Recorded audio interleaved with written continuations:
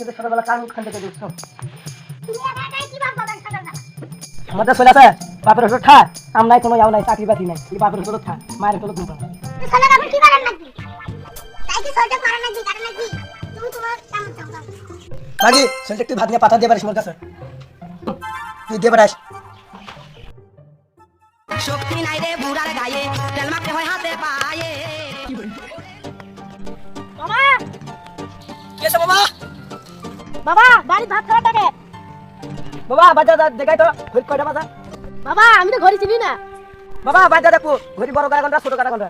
আচ্ছা বাবা ঠিক আছে আমি গেলাম